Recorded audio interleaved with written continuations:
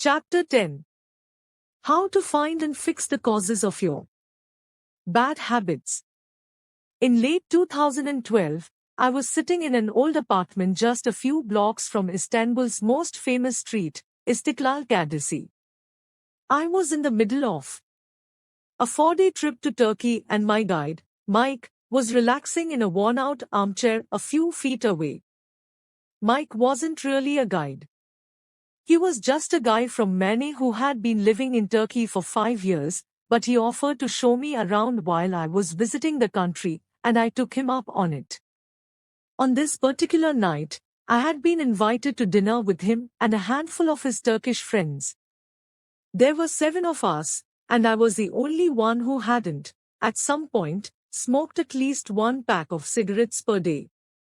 I asked one of the Turks how he got started. "Friends," he said. "It always starts with your friends. One friend smokes, then you try it." What was truly fascinating was that half of the people in the room had managed to quit smoking. Mike had been smoke-free for a few years at that point, and he swore up and down that he broke the habit because of a book called Alan Carr's Easy Way to Stop Smoking. "It frees you from the mental burden of smoking," he said. "It tells you, stop lying to yourself. You know you don't actually want to smoke. You know you don't really enjoy this. It helps you feel like you're not the victim anymore. You start to realize that you don't need to smoke." I had never tried a cigarette, but I took a look at the book afterward out of curiosity. The author employs an interesting strategy to help smokers eliminate their cravings.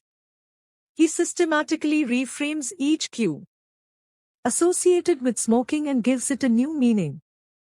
He says things like, "You think you are quitting something, but you're not quitting anything because cigarettes do nothing for you. You think smoking is something you need to do to be social, but it's not. You can be social without smoking at all. You think smoking is about relieving stress, but it's not. Smoking does not relieve your nerves, it destroys them." Over and over, he repeats these phrases and others like them. "Get it clearly into your mind," he says. "You are losing nothing and you are making marvelous positive gains not only in health, energy and money but also in confidence, self-respect, freedom and, most important of all, in the length and quality of your future life." By the time you get to the end of the book, smoking seems like the most ridiculous thing in the world to do. And if you no longer expect smoking to bring you any benefits, you have no reason to smoke. It is an inversion of the second law of behavior change, make it unattractive. Now, I know this idea might sound overly simplistic. Just change your mind and you can quit smoking. But stick with me for a minute. Where cravings come from? Every behavior has a surface-level craving and a deeper, underlying motive. I often have a craving that goes something like this: I want to eat tacos. If you were to ask me why I want to eat tacos, I wouldn't say, because I need food to survive. But the truth is, somewhere deep down, I am motivated to eat tacos because I have to eat to survive. The underlying motive is to obtain food and water even if my specific craving is for a taco. Some of our underlying motives include: conserve energy, obtain food and water, find love and reproduce, connect and bond with others, win social acceptance and approval, reduce uncertainty, achieve status and prestige. A craving is just a specific manifestation of a deeper underlying motive. Your brain did not evolve with the desire to smoke cigarettes or to check Instagram or to play video games. At a deep level, you simply want to reduce uncertainty and relieve anxiety, to win social acceptance and approval, or to achieve status. Look at nearly any product that is habit-forming and you'll see that it does not create a new motivation, but rather latches onto the underlying motives of human nature. Find love and reproduce is equal to using Tinder. Connect and bond with others is equal to browsing Facebook. Win social acceptance and approval is equal to posting on Instagram. Reduce uncertainty is equal to searching on Google. Achieve status and prestige is equal to playing video games. Your habits are modern-day solutions to ancient desires. New versions of old vices. The underlying motives behind human behavior remain the same. The specific habits we perform differ based on the period of history. Here's the powerful part. There are many different ways to address the same underlying motive. One person might learn to reduce stress by smoking a cigarette. Another person learns to ease their anxiety by going for a run. Your current habits are not necessarily the best way to solve the problems you face, they are just the methods you learn to use. Once you associate a solution with the problem you need to solve, you keep coming back to it. Habits are all about associations. These associations determine whether we predict a habit to be worth repeating or not. As we covered in our discussion of the first law, your brain is continually absorbing information and noticing cues in the environment. Every time you perceive a cue, your brain runs a simulation and makes a prediction about what to do in the next moment. Cue, you notice that the stove is hot. Prediction, if I touch it I'll get burned, so I should avoid touching it. Cue, you see that the traffic light turned green. Prediction, if I step on the gas, I'll make it safely through the intersection and get closer to my destination, so I should step on the gas. You see a cue, categorize it based on past experience, and determine the appropriate response. This all happens in an instant, but it plays a crucial role in your habits because every action is preceded by a prediction. Life feels reactive, but it is actually predictive. All day long, you are making your best guess of how to act given what you've just seen and what has worked for you in the past. You are endlessly predicting what will happen in the next moment. Our behavior is heavily dependent on these predictions. Put another way, our behavior is heavily dependent on how we interpret the events that happen to us, not necessarily the objective reality of the events themselves. Two people can look at the same cigarette, and one feels the urge to smoke while the other is repulsed by the smell. The same cue can spark a good habit or a bad habit depending on your prediction. The cause of your habits is actually the prediction that precedes them. These predictions lead to feelings, which is how we typically describe a craving, a feeling, a desire, an urge. Feelings and emotions transform the cues we perceive and the predictions we make into a signal that we can apply.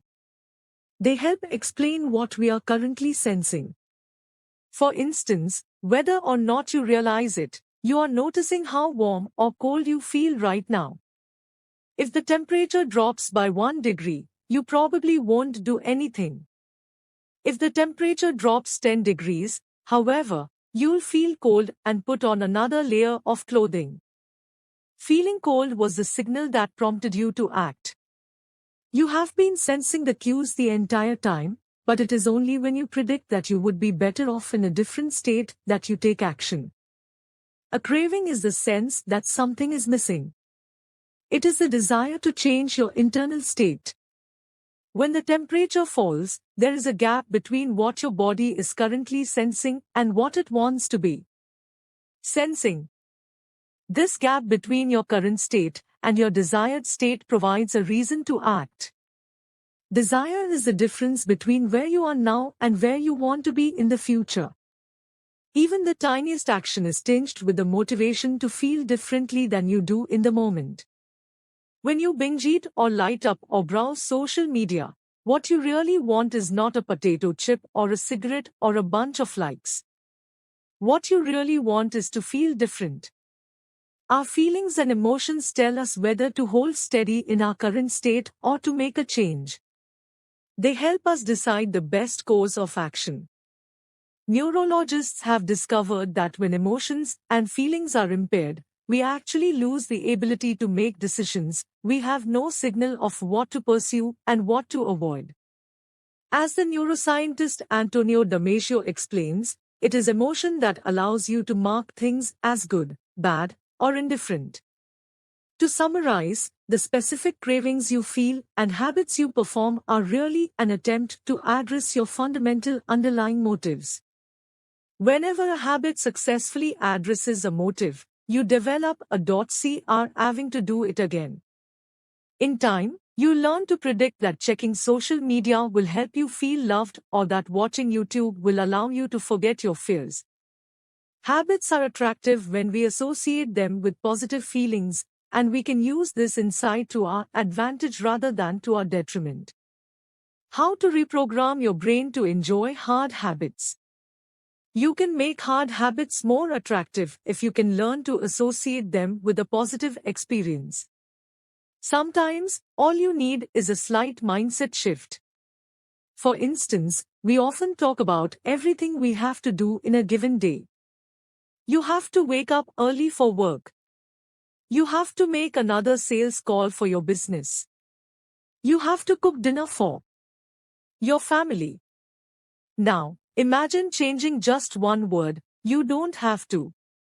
You get to. You get to wake up early for work. You get to make another sales call for your business. You get to cook dinner for your family. By simply changing one word, you shift the way you view each event. You transition from seeing these behaviors as burdens and turn them into opportunities.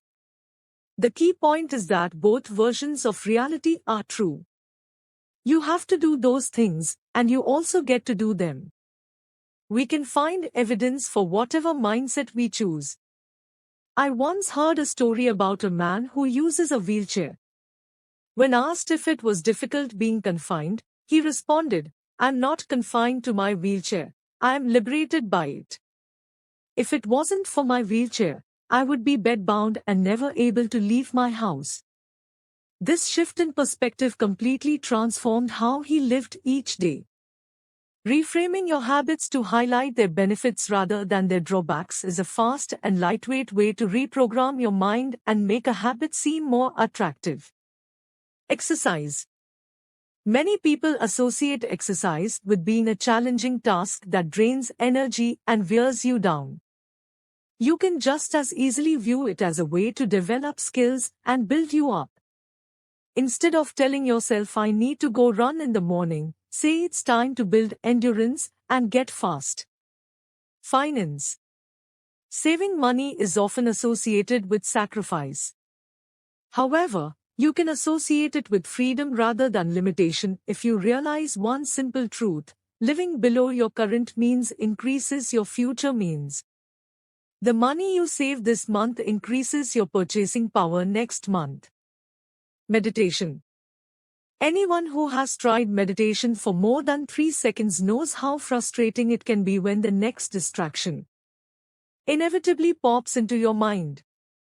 You can transform frustration into delight when you realize that each interruption gives you a chance to practice returning to your breath. Distraction is a good thing because you need distractions to practice meditation. Pre-game jitters. Many people feel anxious before delivering a big presentation or competing in an important event. They experience quicker breathing, a faster heart rate, heightened arousal. If we interpret these feelings negatively, then we feel threatened and tense. Up. If we interpret these feelings positively, then we can respond with fluidity and grace. You can reframe "I am nervous" to "I am excited. And I'm getting an adrenaline rush to help me concentrate." These little mindset shifts aren't magic, but they can help change the feelings you associate with a particular habit or situation. If you want to take it a step further, you can create a motivation ritual. You simply practice associating your habits with something you enjoy, then you can use that cue whenever you need a bit of motivation. Ed Latimore, a boxer and writer from Pittsburgh, benefited from a similar strategy without knowing it. Odd realization, he wrote. My focus and concentration goes up just by putting my headphones on while writing. I don't even have to play any music. Without realizing it, he was conditioning himself. In the beginning, he put his headphones on, played some music he enjoyed, and did focused work. After doing it 5, 10, 20 times, putting his headphones on became a cue that he automatically associated with increased focus. The craving followed naturally. Athletes use similar strategies to get themselves in the mindset to perform. During my baseball career, I developed a specific ritual of stretching and throwing before each game. The whole sequence took about 10 minutes, and I did it the same way every single time. While it physically warmed me up to play, more importantly, it put me in the right mental state. I began to associate my pregame ritual with feeling competitive and focused. Even if I wasn't motivated beforehand, by the time I was done with my ritual, I was in game mode. You can adapt this strategy for nearly any purpose. Say you want to feel happier in general. Find something that makes you truly happy, like petting your dog or taking a bubble bath, and then create a short routine that you perform every time before you do the thing you love. Maybe you take 3 deep breaths and smile. 3 deep breaths. Smile. Pet the dog. Repeat. Eventually, you'll begin to associate this breathe and smile routine with being in a good mood. It becomes a cue that means feeling happy. Once established, you can break it out anytime you need to change your emotional state. Stressed at work? Take 3 deep breaths and smile. Sad about life? 3 deep breaths and smile. Once a habit has been built, the cue can prompt a craving, even if it has little to do with the original situation. The key to finding and fixing the causes of your bad habits is to reframe the associations you have about them. It's not easy, but if you can reprogram your predictions, you can transform a hard habit into an attractive one. Chapter Summary. The inversion of the second law of behavior change is make it unattractive. Every behavior has a surface-level craving and a deeper underlying motive. Your habits are modern-day solutions to ancient desires. The cause of your habits is actually the prediction that precedes them. The prediction leads to a feeling. Highlight the benefits of avoiding a bad habit to make it seem unattractive. Habits are attractive when we associate them with positive feelings and unattractive when we associate them with negative feelings. Create a motivation ritual by doing something you enjoy immediately before a difficult habit. How to create a good habit? The first law, make it obvious. 1.1. Fill out the habit scorecard. Write down your current habits to become aware of them. 1.2. Use implementation intentions. I will, behavior, at, time, in, location, dot. 1.3. Use habit stacking. After, current habit, I will, new habit, dot. 1.4. Design your environment. Make the cues of good habits obvious and visible. The second law, make it attractive. 2.1. Use temptation bundling. Pair an action you want to do with an action you need to do. 2.2. Join a culture where your desired behavior is the normal behavior. 2.3. Create a motivation ritual. Do something you enjoy immediately before a difficult habit.